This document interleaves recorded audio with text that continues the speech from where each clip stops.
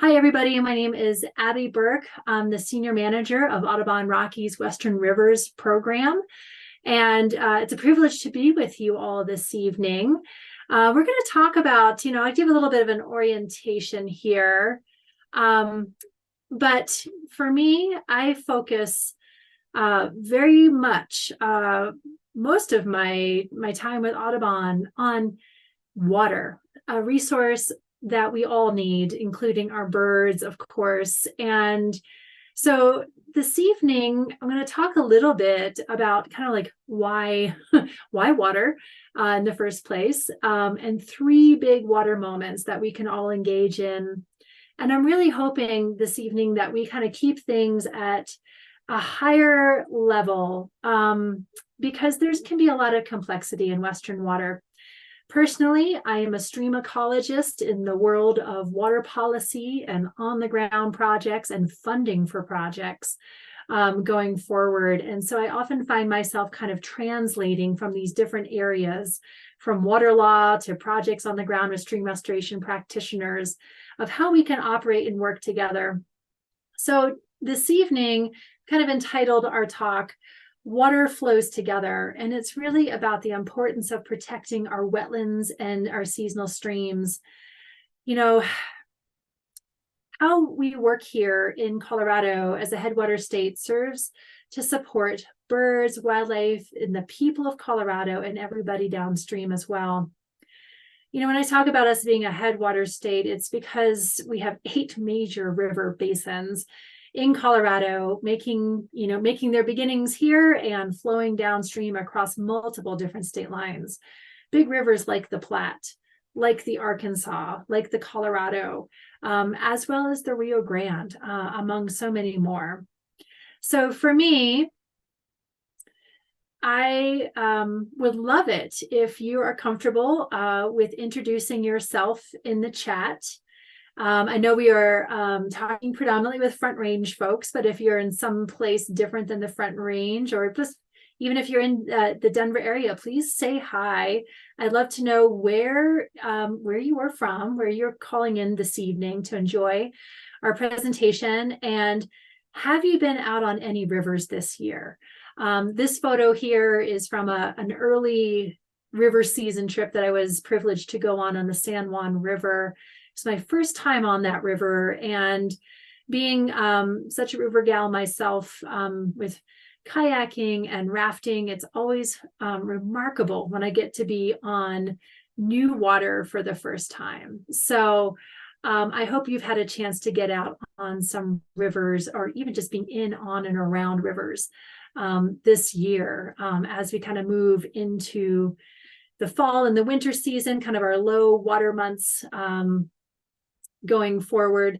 But I want to let you know, I really do believe that everybody has a river story. And for me, mine was sparked, as a kid, always in creeks, flipping over rocks, looking at macroinvertebrates, watching the birds in the riparian areas, and just being absolutely mesmerized by all the life that we find in, on, and around streams.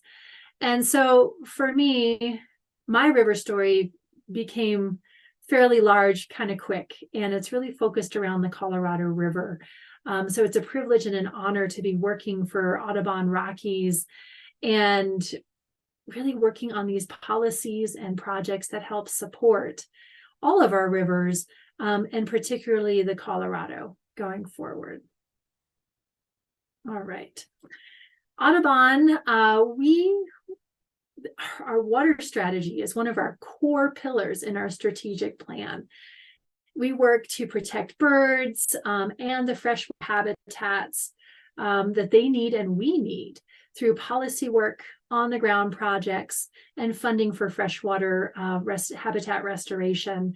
And so Western water is certainly on the mind of most folks going forward. And we certainly understand when we see in the news issues around the Colorado River, the Platte River, and so many others.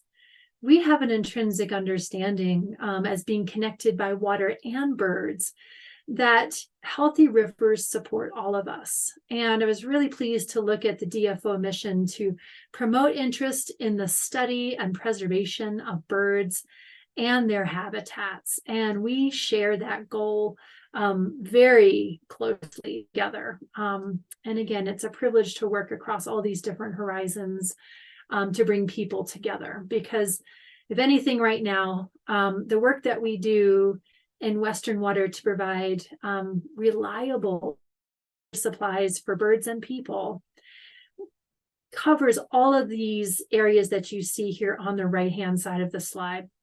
I work in all of these different areas depending on the topic of interest.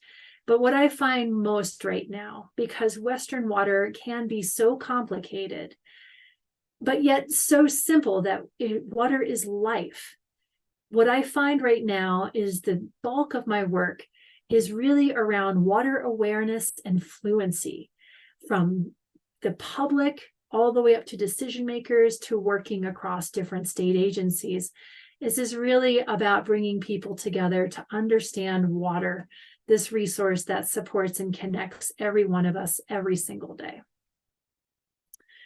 So I think we might probably have a good understanding of this, but I always love this statistic here. You know, why are riparian areas important? More than likely, when you're going out on your birding outings, you're probably in, on, or around water. Some of my favorite birding actually happens from in the water. I mean, there's a raft or a kayak. But in Colorado, an estimated over 80% of our state's 800 species of birds, fish, and wildlife depend upon riparian habitat, even though these areas comprise less than 2% of the state. So these riparian areas, and I'll even go a little bit broader in talking about wetlands, because there's a gradation, a connection between wetlands and stream and river corridors, of course, that these areas are incredibly outsized in their ecological importance and their ecological services for people. And I want to mention too that it's not just, you know, for the environment's sake that we work to protect rivers and wetlands, but rivers are big business too. I want to say it was in 2020, there was a study put out by one of our partner organizations, Business for Water Stewardship, that looked at where water-based recreation in Colorado, what is the economic impact? And that water-based recreational impact is almost $19 billion, $18.8 billion. And that is an enormous portion of our state's annual economy going forward. So to kind of give you a little bit more, you may be wondering, well, how does bird watching fit in there? In the study, where over 1,300 Coloradans were surveyed, the survey responses indicated that a large majority of folks were using our wetlands and stream systems for wildlife watching. And so you'll see that area circled on the slide here. As far as participation by activity, wildlife watching, including bird watching, was an enormous contributor towards that $18.8 billion economic impact of our water-based recreational economy. And so tonight, again, I'm going to kind of keep this at a high level because we can get really complicated really quickly when we're in water. And I'm happy to take some deeper questions and at the end of our presentation, if you want to go into some of those, get really granular about a couple of things. But I kind of prefer during the presentation to keep things at about a high level because again, they're more complicated topics. And I really want everyone to walk away this evening knowing and feeling equipped with a good grasp of the concepts and opportunities that are around Western water. So our theme tonight is water flows together. And you can see this in this, I really love this map of the Colorado River Basin from headwaters all the way down to the Gulf of California. It's a very dendritic pattern. Small water bodies, wetlands all contribute to larger ones, and so on and so forth downstream, kind of like our nervous system, our circulatory system. The venation in a leaf, there's this similar pattern, but water flows together in this pattern. And I'm hoping that we already have a foundational understanding, but there's far more that connects us with water than there is that separates us. And I think we probably also grasped this too. The Colorado River water reaches all four corners of our state. So what happens on the Colorado truly does happen to our entire state. And being so bold, I like to let folks know that, where we are now, it's people. It's really all about people. And so the rivers we depend on us now, maybe more than ever. Okay, so the areas that we're going to dive into a little bit tonight, some of the action around stream restoration. I'm not sure if you were really steeped in the robust discussion at the General Assembly in the 23 legislative session around stream restoration and how can stream restoration projects move forward while respecting water rights and providing that clarity. It was quite an in-depth conversation, so we'll go into some of the highlights there. I'm also going to go into what we're anticipating is a Colorado State Wetlands Protection Program coming up in 2024. And then last but certainly not least, talking about some of the higher end activities that are happening around the Colorado River, because it is in the headlines all the time. Okay, so first, let's dive into stream restoration. A couple things to kind of like give a little bit. We're not going to go too deep into it, and happy to certainly go deep with you in the question and answer section of it. But some things that we need to consider, kind of around our watersheds. And of course, our streams are a part of that beautiful dendritic pattern within our watersheds that really pulls the land and our aquatic resources together. So Colorado's water plan reports that 80% of our state's drinking water comes from forested watersheds. And that additionally, riverside habitats, which are they critically support upwards of 80% of our wildlife, including our birds with that, if you remember that from the previous slide. In the past few years, I'm going to say numerous forest and water stakeholders have kind of come together to prioritize and implement larger scale projects to reduce the risk of catastrophic wildfires. And now more and more, the conversation around restoring headwater wet meadows is coming into that same dialogue.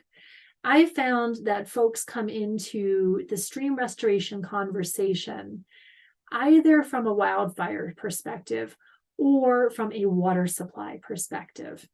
And Governor Polis has been incredibly supportive of really finding some clarity for how to move stream restoration forward in the light of an increasingly variable climate, increasingly, we'll say, more attention on our interstate compacts, a state that's growing.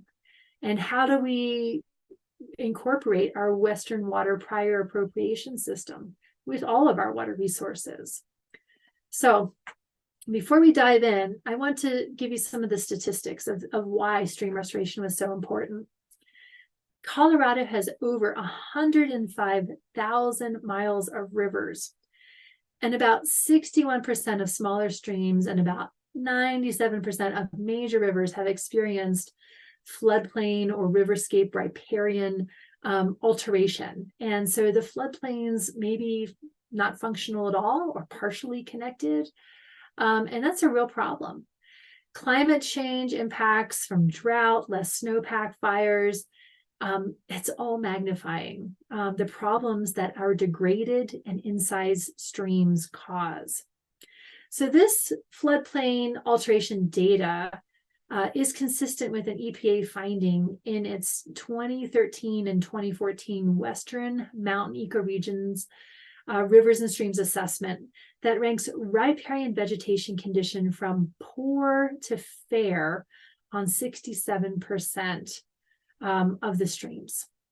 So that's a pretty significant number. Okay. So what's the problem with all of that, right? Sometimes I think that we also have a short-term memory where we might not remember what healthy functioning streams and floodplains look like. A lot of the pictures you see on this slide are very representative of what we see around the state, and there are some places that are still very healthy and functioning. But again, that's not the majority in this case. So in addition to less snow, higher temperatures, and drought in Colorado, there are thousands of miles of degraded or incised streams that are disconnected from their floodplains, and their riparian habitats suffer from this. They are not as sustainable and thriving as connected floodplains are. So floodplain alteration is estimated around 45% of headwater streams in Colorado. And the negative effects of disconnected floodplains include lower groundwater tables, lower summer base flows, warmer temperatures, and again, that substantial loss of riparian habitat, that habitat that our birds depend upon so much. Also, these systems, these degraded incised systems are kind of like a V, so they really funnel and flash water and sediment. So these are unnaturally flashy systems when precipitation comes, and it moves quickly and destructively, down cutting stream beds and depositing thousands of tons of sediment downstream, often clogging up reservoirs, head gates for irrigation, and other water infrastructure. In this degraded, disconnected stream state, water just moves a lot faster. And think of it like putting your thumb on a hose and power washing valley floors. You just increase that water speed and it becomes destructive. So stream restoration projects that reconnect the floodplain typically result in returning that flashy hydrograph of an incised stream to something closer to what was historically before the harm or the degradation occurred. So instead of the sharp, flashy peak, the runoff is more evenly distributed across the summer months. This is the healthy natural condition of the stream that most senior water rights likely enjoyed before the stream became incised. So sorry, I just like to kind of give a lot of context as to why it's so important. And as I mentioned, and as you saw from the photos in the previous slide, our streams have changed over time. And Dr. Wohl from CSU, Dr. Ellen Wohl, incredible researcher and scientist. Dr. Wohl's work is invaluable here, and she and her team discuss how rivers are a combination of beads and strings. Beads are where depositional areas occur that naturally, where the flow slows and holds sediment. Maybe it has accumulations of wood in there. Helps facilitate nutrient cycling in these areas where the water is slower. And these areas often store carbon. And so over historical conditions, very often those beads in Colorado were beaver complexes, pre-European settlement and trapping of beaver. Strings are reaches of a stream that transports sediment and wood downstream. So they're strong, they're linear, more linear, right, as a string would be. So historically, Colorado's rivers had more beads, as you'll see on the lower left side of this slide. Today, not as many bead areas. And here's where stream restoration can help start that process of restoring beads into our river systems by floodplain reconnectivity and wet meadow areas. So kind of need to focus on restoring these bead areas for several reasons, to protect downstream values, and certainly historic hydrographs. Okay, so let's take a look at this. You can actually see the difference here in this slide. This image, you can kind of look for the beads and the strings in that top section and how humans have influenced the reduction of bead areas in our stream systems. So this is a highway or aerial view of a highway in South Park. On the left, you can kind of see a healthy multi-thread stream system with functioning riparian corridors full of beautiful vegetation, a lot of diversity there. And a close-up of that left side is highlighted at the bottom of this slide. On the right side, you can see the diverse riparian vegetation is gone. Could be from decades and decades of grazing, or maybe some other land disturbance. But managed grazing plus stream restoration assistance could return the river corridor to functioning condition, and you can receive the benefits.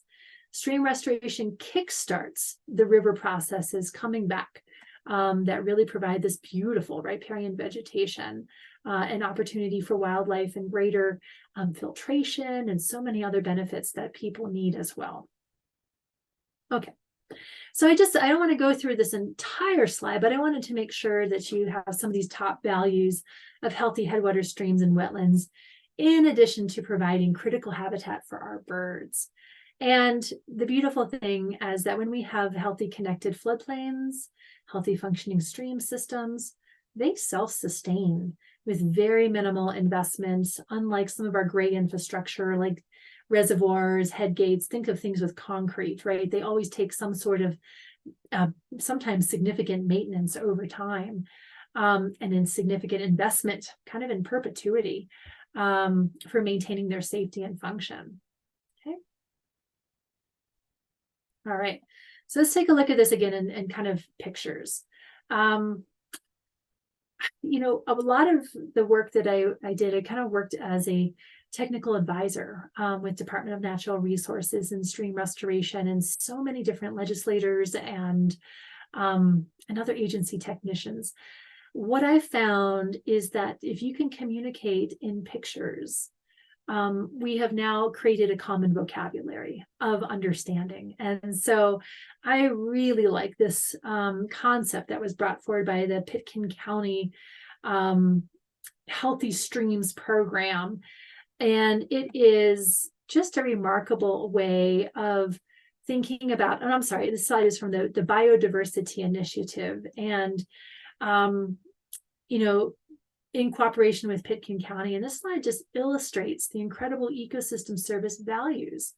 If you think of such healthy streams as a second snowpack that slowly releases water downstream, supports this diversity of vegetation, you know, that these natural systems can help build resilience to drought by releasing flows longer into these summer months, reducing sediment loading by slowing water along its downstream course. And these systems can really help complement any kind of gray or traditional infrastructure, such as dams and reservoirs, by keeping that sediment from coming down into them. So it's really remarkable when you can kind of look at the difference between a riparian landscape that has very little riparian vegetation to a riparian landscape that is full of natural storage, diverse vegetation, and again, that ability to function as a first and second snowpack. Okay. So over the years, clearly the science and local restoration practitioners are pointing towards process-based stream restoration, which is restoring the processes of a natural stream so that the stream is able to function as it would in a more natural state.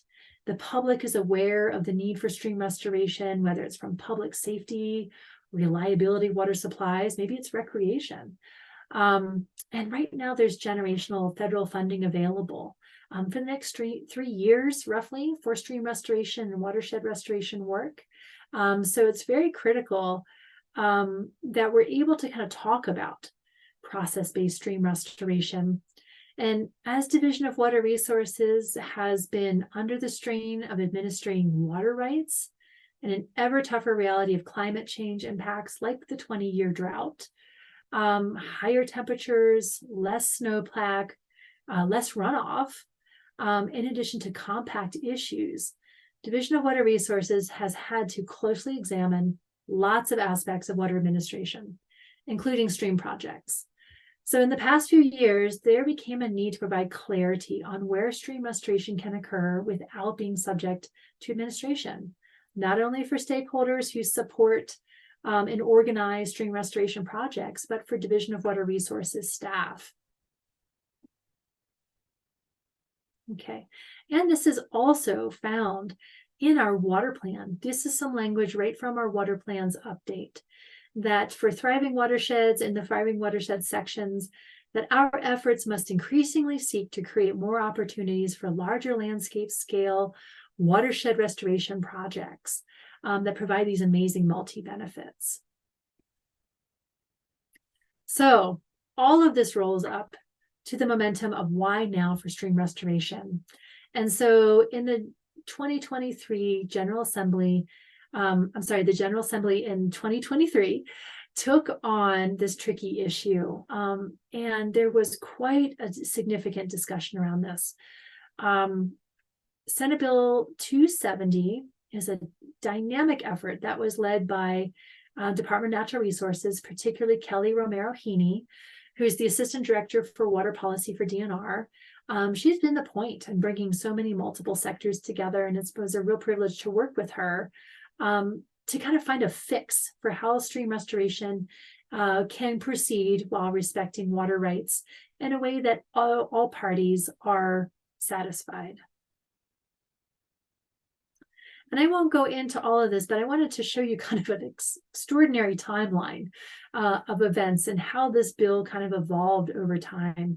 Where you see blue arrows, there was major changes due to a significant amount of input from the water community, particularly Water Congress and those stakeholders. So I just wanted to kind of show that there was quite a change over time. And again, I don't want to get into too many details, but happy to answer them if you like. But the real, there's so many benefits that came out of Senate Bill 270. But one thing is that it provided a way, was unanimously agreed upon in its amended state, and it provided a clear path for minor stream restoration projects to proceed. And just because a project doesn't fit in that minor stream category doesn't mean that it causes injury to water users. So the minor stream restoration projects are exempt. For not minor stream restoration projects, there's no presumption that the project will cause injury to water rights. So they really got a far way with Senate Bill 270, but there was a lot of discussion, during that legislative session, and again, significant movement that actually kind of created it a little bit difficult for stream restoration projects to proceed in confidence. So right now, myself, plus Jackie Corday and other stream restoration practitioners from around the state, we've really been leading trainings on how stream restoration projects can move forward while respecting water rights. And so we're seeing now, just even since early summer, that there's a thawing out and these projects are proceeding, which is really good news for birds and for our streams and the habitats that we all depend on. And so areas where you can engage, working with projects, working with local watershed restoration groups to spur on these projects that support birds and the habitats that we need, these riparian areas. What is the story of your birds? Where are you seeing them? That's another key issue that's not only really relevant this year, but always. We're seeing birds in these aquatic areas more and more in the riparian and the riverscape. So think about your photography and your observations, and how could you help tell that bird and water connection through the riparian habitat, through wetland habitats? And there may even be a need to engage within 2024. And that's kind of where I want to move with us next into our number 2 topic tonight. Potentially, there could be some significant movement in the General Assembly to create a Colorado Wetlands Protection Program in this coming year. So we understand completely that wetlands matter to birds and people. If you remember that, almost it's upwards of 80, but it's really closer to 90% of our fish and wildlife in Colorado rely on the state's wetlands at some point during their life cycle. And these ecosystems are crucial, as you remember, to Colorado's state's economy. Since the arrival of Euro-American settlers, nearly half of Colorado wetlands have been lost due to a variety of human activities. Although most of our protection work in Colorado encompasses streams and river corridor wetlands, I always want to make sure that we mention fens and wet meadows and springs and seeps. They're also intrinsically valuable. And all of these freshwater systems have outsized importance to birds and the ecological services that we all need.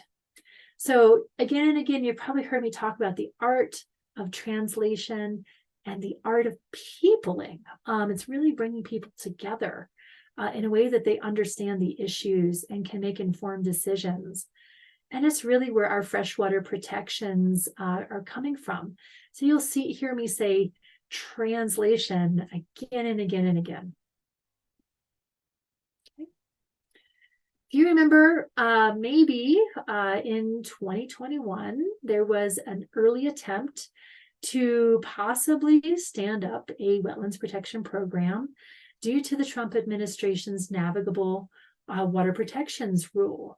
Due to a court case in Arizona, we did not actually move all the way through that process to create a state wetlands protection program, but we did learn some things. Partnering and working with the state, again, we learned that communication and education were intertwined, and we saw advocacy through education and allowing our decision makers, the space to ask questions, find resources, be able to be a resource going forward for this program. But again, although we did not move forward in a state clean water protections program due to that Arizona case, we did learn a lot, which is preparing us for a current push for a state clean water protections program potentially coming in 2024. So you may have been hearing something around in the news about the Sackett decision, and I'd like to go just a little bit into what that means, not just for Colorado, but for across the country. So the High Court, the Supreme Court in May, ruled 9-0 in favor of the Sacketts, who were an Idaho couple who in 2004 bought land on which they built a home, or where they were trying to build a home. And that parcel was located about roughly 300 feet from Priest Lake, one of Idaho's largest. The Sacketts began backfilling the lot with dirt and gravel, which certainly grabbed the attention of the EPA. The agencies said the land contained a protected wetland and blocked the Sacketts' development. And that's in part because the Sacketts did not obtain a permit for dredging and filling from the U.S. Army Corps of Engineers. I think we're well aware that which manages wetlands. The Sacketts then sued, a process that took more than 14 years to reach the U.S. Supreme Court. The ruling created a more narrow definition of adjacent. That means that the wetlands are virtually indistinguishable from a permanent water body. So there's no margin for those wetlands, okay? That's the premise under which the Sacketts sued the EPA, that a road divided the wetlands on their property from the lake, and meaning those wetlands were not adjacent. Now, the dust is still settling. How I'm explaining this is far more simple than what it actually is. But right now, early estimates are saying that roughly 50% of the nation's wetlands will no longer have federal protection. So that's some 60 million acres of wetlands. Colorado has about 1.8 million acres of wetlands, And what SACIT means for Colorado is roughly 50% of our wetlands will lose their protection. Colorado is in a place of investigating, taking its own action, making sure that we are decoupled from any pendulum swings from the federal government, court decisions, and to provide certainty to water users and developers and protect the critical ecological services provided by wetlands. So we're in that process right now. Last spring, Governor Polis, in anticipation of the SACIT decision coming out and new rules from the EPA, set up a task force managed by the Public Health Department. And this task force took in comments on policy or framework that could be in front of lawmakers next year in 2024. The state's Water Quality Control Act prohibits the discharge of a pollutant to state waters, as well as authorizes a discharge permit program. But that act does not cover a state dredge and fill permit program. And it's always relied on the U.S. Army Corps of Engineers for that for many decades at this point. Colorado's statute is clear that we can be reactive and protect our wetlands and streams if they're damaged by dredge and fill activity, but our statute does not give Colorado's state government the ability to issue permits for that activity. So agricultural, business, industry, and environmental issues are all colliding here. So also on the list of importance, protecting streams and avoiding unattended effects to stream restoration projects, which are oftentimes putting material into a stream for the reconnection to floodplains. So there needs to be some clarity there. You can see the overlap. You know, another question that's coming forward is who houses this program? Is it Department of Natural Resources, or is it the Department of Health and Environment, which already has a number of programs that kind of feel a little similar to what we're talking about as far as a state clean water protections program. In August, in Water Congress in Steamboat, Tricia Oath, who's the director of the Environmental Health and Protection Agency, told the audience in a panel presentation that we're looking to protect waters the same way they've been protected since the 1980s, and that they do not anticipate proposing anything more onerous than what exists today. We still don't know what this will look like going forward. But what we do know is that we're going to need everybody paying close attention, because as water connects us and flows together, our wetland habitats all contribute cumulatively to the health of our watersheds and to the health of our river systems. And so I'm discussing this with you this evening to kind of raise your ears to be ready to engage in creating a well-balanced permitting program for Colorado, should we be successful in 2024 to do so. Again, this is real-time information, and we're just not quite sure where this is going to go just yet. But the Polis administration is convening many, many people to try to get the best answer and solution for Colorado. Okay. Number 3 on our water topics to dive into tonight, the Colorado River and how we are connected to this river and why you are hearing about it in headlines regularly anymore. So let's talk a little bit about some of the highlights of what's happening on the big river. Okay. So I think, you know, the conversation around the Colorado River, we're having some really good conversations right now. We understand today that there's more water taken out of the river system than comes in. And water use reductions, they haven't been enough. They have not kept up with the worsening drought. And we'll talk about our wet winter that we just had and what that means for the system. We're just not doing enough or being responsive or reflexive or adaptive enough to the river supplies right now. And how do we make enough for the environment going forward? So the reservoirs of Lake Powell and Lake Mead, the reservoirs were built to deliver water to communities, and they were so pummeled in 2022 that the U.S. government, Bureau of Reclamation, warned that there could be a system collapse on the Colorado River. And that's a statement that breaks my heart. And then what about Glen Canyon? We've seen places in Glen Canyon come back to life after they've been exposed for a couple of years. And some of these areas are back underwater again right now.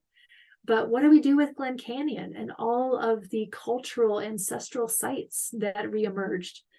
And what we saw in Glen Canyon, and that it wasn't all just invasive vegetation that came back. There were willows, there were cottonwoods, there were beavers and beaver dams on these tributaries. So what do we do with all of this? These are all good questions and conversations to be having right now. So to give a little bit of context here, the Colorado River, not just because of the water levels in the lakes, but there's a lot of exposure right now in the media, a lot of meetings also, that we're getting ready to cross a horizon of where the management guidelines that were developed in 2007, they were interim. They were meant to be short because we just didn't know what the system is going to be like in the future. So these were meant to expire, and new guidelines will be put into place. That's where the river is right now. And the states that draw water from the river system are about to undertake, and really much they've kind of already started the negotiations about the river's future, particularly how to manage Lake Powell and Lake Mead. And so this is a huge opportunity to be a voice for clean water for more than 30 federally recognized indigenous tribes, and make the allocation of the Colorado River equitable as well as sustainable for the tribes. Colorado, our tribes, the Ute Mountain Ute and the Southern Ute Indian tribes, we have settled water rights, but there are other Western states, Colorado River Basin states, that have not settled their water rights issues with their tribes. And this is also an opportunity to be a voice for the river and the ecosystems that our birds and that we also depend on. All of those things were not included in the original kind of negotiations for the river going forward. So let's take a look at this. In June of 2022, Lake Mead was at 28% of its capacity, and Lake Powell was at 27%. And that was enough to sound the alarm bell. If you remember, in June of 22, there was quite a big dust up when Bureau of Reclamation Commissioner Camille Touton announced a new goal that we collectively needed to save between 2 and 4 million acre feet through conservation, just to protect critical lake levels this year in 23. And Commissioner Touton set the goal to keep the lakes from dropping to levels where hydropower production stops, and where it literally becomes physically impossible to move water through Glen Canyon, through the dams essentially, and Hoover. And the goal to conserve 2 to 4 million acre feet, gosh, I mean, that's 16 to 33% of the river's average, with the flow. And so to compare, the entire state of Colorado uses about 2.2 million acre feet from the river each year. So that is a huge amount of water to conserve. And the Bureau gave the states 60 days to do this, to come to agreement, which is if you know, have been following Colorado River culture and history and all of this and law of the river, 60 days is a blip. That is really difficult to have states agree upon how to move forward. And so I thought it might be helpful to kind of understand some of these levels that you hear in the headlines. And so we'll start upstream with Lake Powell, just below Glen Canyon. Lake Powell is our second largest reservoir. And of course, it's formed by Glen Canyon Dam on the Colorado River itself. And we remember really well that we had an enormous water year this past year. In fact, it was in some areas one of the wettest years in over 128. So that's a lot. And people kind of thought, not so much everybody, but I like to talk to folks just in the grocery store and talk to them about water. And a lot of people felt that because we had such a wet year, the Colorado River was out of crisis.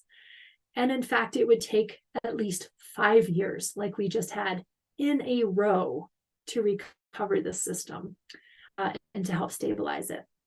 So I put a little arrow there on the left of what the Lake Powell levels were roughly a year ago, about 3,529 feet. Now, the feet that you see there, it's actually the feet above sea level. So that's kind of how these areas are measured. And so you'll see, I'm not sure if you can see my cursor here, but at different elevations, there are different needs or concerns for Lake Powell. If the elevation of the lake drops below 3,525 feet, that starts to threaten the ability for us to push water down through to create hydropower. Power pole is 3,490 feet. And if the lake would drop below 3,370 feet, it's dead pool. That means we can't move water through the dam. So even with our stellar water year over the last year, that's how high the lake is basically yesterday, which was the latest report. So just a little bit above, okay? Now, Lake Mead is our country's largest reservoir. And it's, of course, it's formed by Hoover Dam. Hopefully many of you have seen it in person if you've been near the Las Vegas area. And Lake Mead provides water to Arizona, to Nevada, to California, and some of Mexico. As of a year ago, Lake Mead was at roughly 1,046 feet. And you can still see the same number of like these different critical elevations here on the left. And so again, even with our amazing water year and Lake Powell doing pretty well, or at least on the rise, it's far from doing well. Lake Mead is only 1,065 feet as of yesterday when the numbers were reported. So the system still is very much in, I will say, a little bit of a crisis mode, but we have time to be proactive if we can bring people together and translate the need and urgency effectively. Just wanted to kind of show you, this is a graph goes back December 26th. So right near Christmas last year, Lake Powell dipped below that 3,525 foot elevation level. And since then, in the spring, we saw record lows of Lake Powell level, record lows as low as when the dam gates were shut and the reservoir began to fill. So that's how dire the situation was, and it has slightly improved. It's bought us a little time, but we don't have a lot of time to really work on how we rebalance our relationship with this river system. Going forward, you might have heard something called a Drought Response Operations Agreement, or DROA, or more likely you heard in 22 how Flaming Gorge and Blue Mesa were all being released to help support the Lake Powell levels, to help support the system.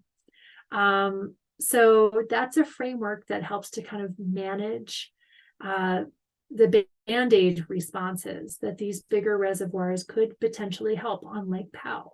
So that's again called DROA, or the Drought Response Operations Agreement. In March of 23 to this year, these releases, Flaming Gorge and Blue Mesa, they were stopped because of the improved hydrologic conditions. Okay. You might have also heard something about the Upper Basin 5-point plan. When in July of 22, the Upper Division states of Colorado, Utah, New Mexico, Wyoming, responded to the Commissioner Tootin of Bureau of Reclamation's call to action to conserve water with a 5-point plan, and it was outlined in a letter. And here are some of the different items that the 5-point plan covered. Utilizing federal funding, maybe once in a lifetime federal funding to help the resilience of the system. Really looking at the strict administration of water rights going forward. Looking at the abilities to flexibly share water in a voluntary and compensated way. Again, looking at that drought response operations plan, and really seeing how we can get by with a bit less. And so this was the Upper Basin's response, if you've heard the term, the 5-point plan. So there's a lot of jargon that's floating around there in the headlines right now. So I just would like to kind of discuss it just a little bit, maybe make you feel a little bit more comfortable with what you're hearing and seeing in the headlines. So there are a couple of simultaneous happenings right now. There is what's called the Supplemental Environmental Impact Statement. And this again is to revise those 2007 guidelines. And this is kind of a short-term fix. So we're talking about a short-term, and I'll talk about a longer-term fix here in a second. So this Supplemental Environmental Impact Statement to revise the 2007 guidelines, that kind of began in late 2022. And it's really to help inform Bureau of Reclamation to protect Glen Canyon and Hoover dams. If you remember, the guidelines, they expire at the end of 2025. The operations for the 2 reservoirs in the river, they actually run through 2026.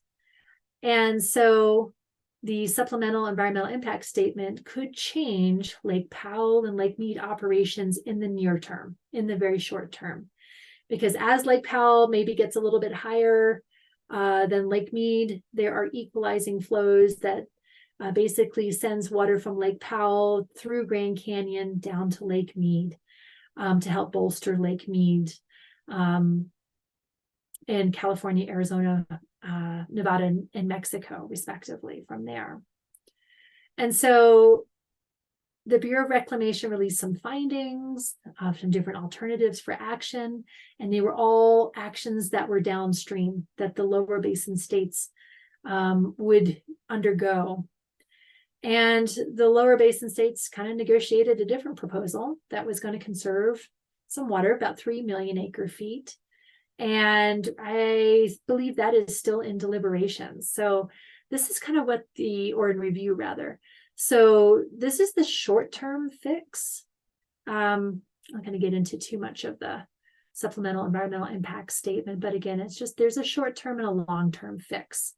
Now, the long-term, this is a picture of Lake Mead.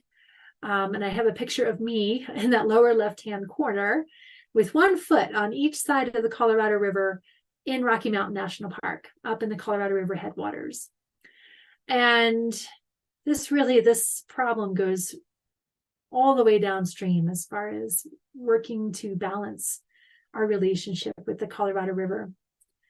So the longer term process I've been talking about, this is really what happens after 2026. So there is a post-2026 environmental impact statement process. And I've heard that this process is really the most important for the state of Colorado. The entire state must be united in our position that Commissioner Becky Mitchell is really holding the line for Colorado as our commissioner. And this is really looking at how do we learn? How do we learn from our maybe short-sightedness during the 2007 guidelines, in this interim process from 2007 to now? What did we learn? How can we manage within the supplies of the river and rebalance our relationship and provide enough water for people and the environment going forward? So let's see. And so regardless of how the federal government proceeds with managing the Colorado River system for the few years before 2026, we all need to factor in the natural systems and habitat considerations for the birds and for other wildlife that rely on the Colorado River. As climate change and overuse kind of destabilizes the Colorado River system, there's been increasing above and beyond the ability for the river to support the uses of it, particularly downstream. But, we have to seek federal, state, local, and community-driven solutions. These are all critical. And we need transparency from the Colorado River managers, being very thorough in describing the changes we may see on the river and on the places and people and wildlife that depend on it. And I popped a link in here in the bottom of the screen. Commissioner Becky Mitchell has a really engaging webpage, this link here, that talks about where Colorado is and what the positions of the state are going forward into this renegotiation time. And so if you have a chance, and if you're interested in this, because this river does reach every one of us in the state and beyond, far beyond, it's important to lean in and understand what's happening right now, even though it is kind of complicated. Let's see. I'm not sure if this video will play, but I have a very short video that comes from Dave Showalter and this amazing book called Living River, Promise of the Mighty Colorado, of how, given just a little bit, this river system comes back. And so I'm hoping you're going to be able to hear this when I play it. And if not, we'll just finish and go into Q&A here. So hopefully you'll hear it. Maybe somebody can give me a thumbs up if you can hear it. Okay. So let's see here. And the voice you hear is Dave Showalter, a friend and a partner of Audubon Rockies.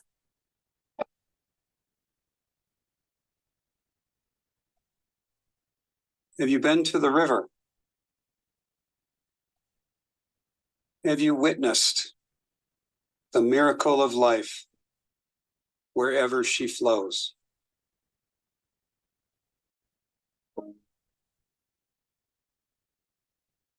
The mighty Colorado River ran to the sea continuously for 6 million years. Dewatered in mega drought,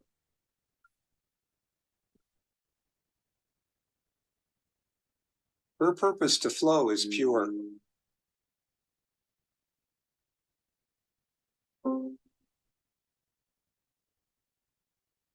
Her life force critical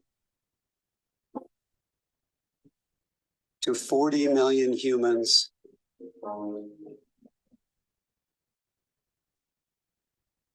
and the enduring wild.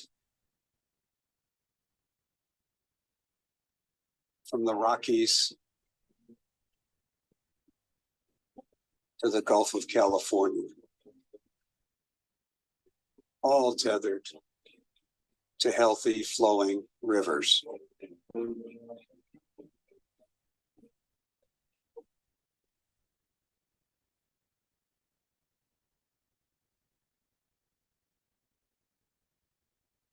in the watershed of the Colorado River, we'll need to come together, us and the river,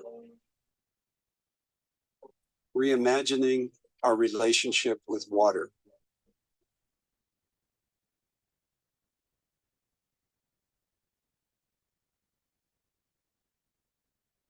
Go to the river.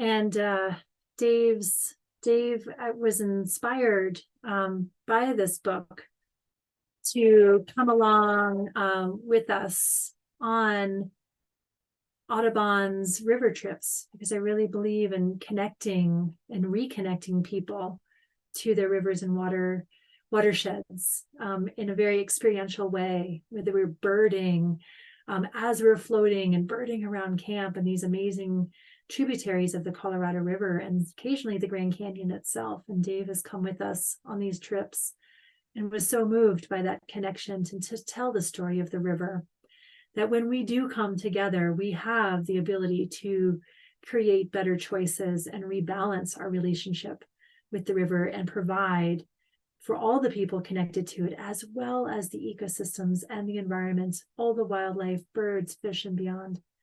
So it's really about us coming together, and water does connect us all. And with that, I'd love to I'll go ahead and stop sharing my screen. And if anybody would like any questions, answers, conversation, happy to entertain you for as long as you care. So thank you so much. Well, thank you, Abby. I don't know. We've had obvious glitches in our technology, so I hope we can eventually get back to in-person meetings for so many reasons, and not having to rely on technology. Can you hear me okay? I can hear you fine. Okay? Thank you. Oh, finally. Well, I apologize for just getting in the middle, not even the middle of your program, but at least it will be recorded so that people can listen again, including myself. Great. I have a question. Obviously, conservation is going to play a big part in cutting down on our demands on the Colorado River, and so much of the water is going to agriculture. And I read that of California's portion, which is mammoth, of course, of the lower basin states, so much of it is going to agriculture, and that's true. That's true. The river generally, all the states really, it's agriculture that is a major part of the demands on the river. And I read, and you can clarify this, something like the Imperial Valley, where most of our winter vegetables come from. That's something like California's portion. Can you tell us how much of the water there of the Colorado River goes to the Imperial Valley and the crops that they grow? And also what now part of that agreement for cutting down on water involves the federal government reimbursing the valley for the losses that they're going to have not being able to grow crops, particularly winter vegetables. I mean, right. It's in the billions. It's in the billions. It is. Well, Bill, thank you for the easy questions. But with that, you gave a lot of the answers. I think we are still all figuring things out, that there's, Bureau of Reclamation is also kind of figuring out what are their authorities. We've not been in this position before with shortages. And so a part of this is kind of fact finding of who is really managing the system, and how do we come together? And again, what are those authorities? And for every one of us that enjoys eating vegetables, salads in the wintertime, that is literally a bite of the Colorado River, really supplying the nation. So the question is a little bit more complicated because how do we utilize the water? California is the senior on the system. So people have asked me before, they say, hey, are we not going to be able to move water through Grand Canyon? And I was like, well, California is going to be calling for that water. So we'll find a way to, be sending it downstream through Grand Canyon, to get there. But even the infrastructure that we have is, there's been questions. Is it able to move water at lower volumes down through? What modifications do the dams need? And I think one of the biggest areas that we are grappling with right now, collectively, I can't point to any particular area, but collectively, is how are we using the water? Are we using the water that we have access to well? Are there better ways that we can do this?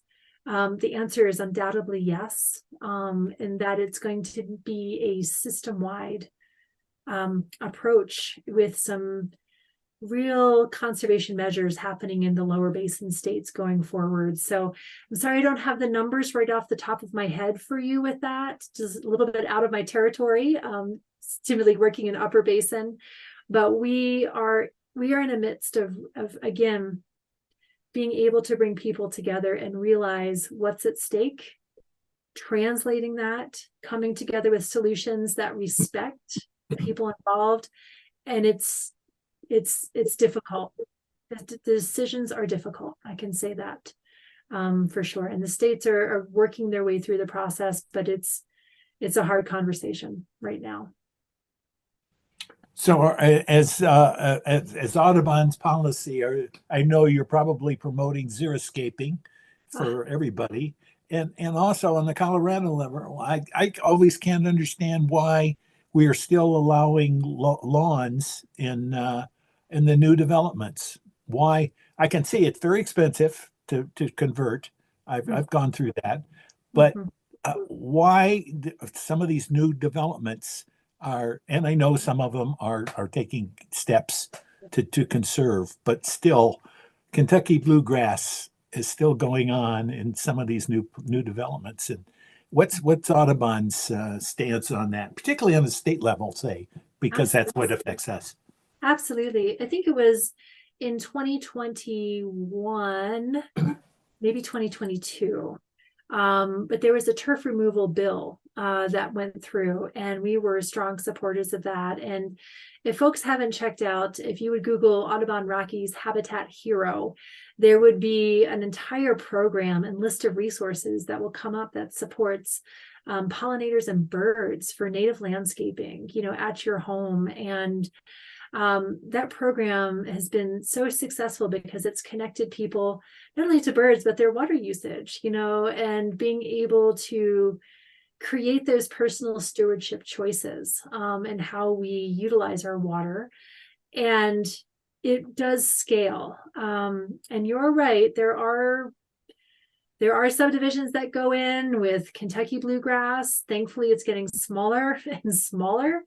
You're very likely going to see a bill in 2024 that also continues to expand this turf removal. And again, particularly the turf that really, when we're looking at medians, places that people, the only person who steps on it is the person who mows it for having grass. That's not creating a net benefit going forward. So it starts with people. It really does. And in our larger waterscape, call it the waterscape and how we use our water, across the state, or just our personal water budgets that we all have these choices.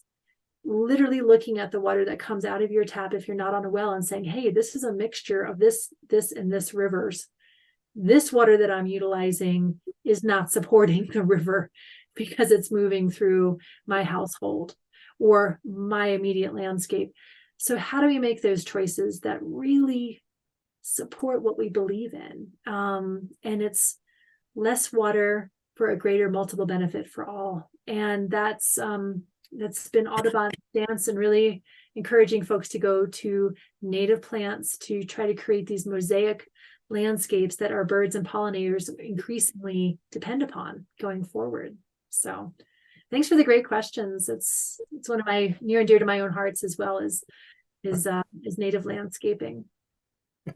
Wonderful. Now we have a question, sort of a follow-up to the matter of the Imperial Valley in California and using their water, what they're using their water for, agriculture. The question is, what about Arizona using Colorado River water to produce alfalfa that gets sold to Saudi Arabia? I know there's a lot. It's great. I like the easy questions here, but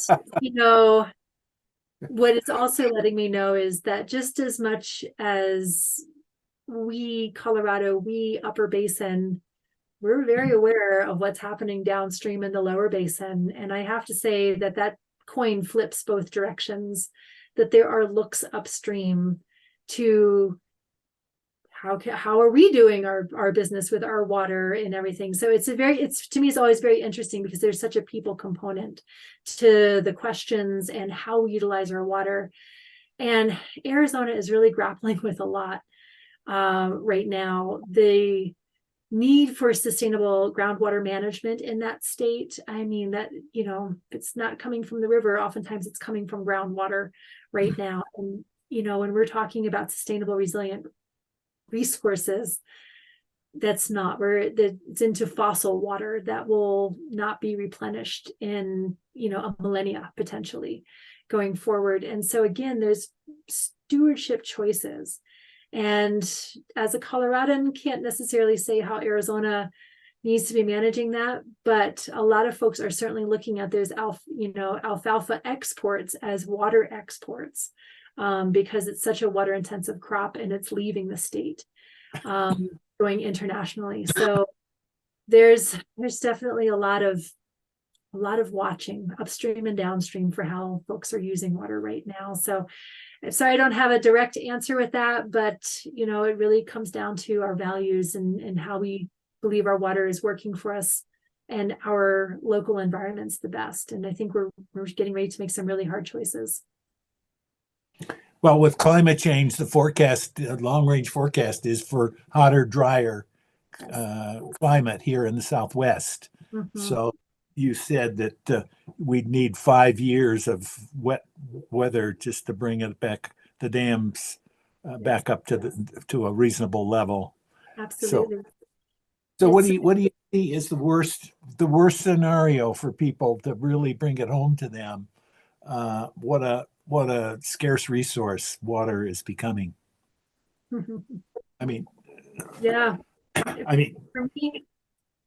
For me, I am an optimist, to my core, and I believe that we have to get this right, and that means that we have to come together and make better decisions on how our water is used day in and day out, week in and week out, month, annually, thinking of downstream and how do we best steward our water. And that's, again, scalable from person to state. How are we best stewards of our water? And I think that I'll continue to call it a bit of a crisis, even though it feels like it's a little bit more stretched out at the moment, rather than being so immediate. It has brought to attention the need that we can do more, and we can do better coming together than we can blowing apart right now. And I really believe that we can do this, but we've got to believe that we can come together and respect one another, respect our water values, and have a place for the environment. The watershed itself is only made whole when all of its people and its environments are also made whole. That's a tall order, but we have the opportunity right now. Those doors haven't been open for meaningful discussion for a long time, and there are a multitude of solutions on the table. But it takes people coming together and listening and acting with respect. So I feel that we can get there. I think it's going to be bumpy, but I think we can get there. But it's going to take every one of us together. Wonderful. Well, keep up the good work. I don't know what Sharon, I was technologically unavailable, unfortunately, to introduce you, but I don't know, what did Sharon have to say about your background? Would it help me to? Well, I just Maybe introduced not too myself much. a little bit. You did. I Okay. did. Well, maybe I can say something about it since we have some time, but you're an experienced conservation professional in bridging river ecology, water policy, and the scientific community. You help connect people to their rivers, lands, and watersheds by working with local, state, and federal officials, conservation organizations, and on-the-ground projects. You've worked on the Colorado. Oh, and as you're in this role, you're committed to advancing riparian habitat and stream resiliency through advocacy and actions. You've also worked, as you mentioned, you worked on the Colorado Water Plan, which features water conservation as an existential part of meeting Colorado's water needs. And during a review of the plan in 2022, you and other advocates pressed for making river health a priority. You're an expert in ecological management, and you're an award-winning educator and river corridor diplomat. Your bachelor's degree is in biology, and your master's is interdisciplinary with ecology and hydrology concentrations. And you like to whitewater raft. How appropriate. How appropriate. Okay. Well, I think let's check and see. I think that's about it. Abby, thank you very much. I'm sorry that I missed your program. That's I'm sorry. Could I interject something? Sure. I live in an HOA, and there's a fairly new law in Colorado that requires that HOAs adopt water-wise landscaping. So that's one more step in the right direction. That's right.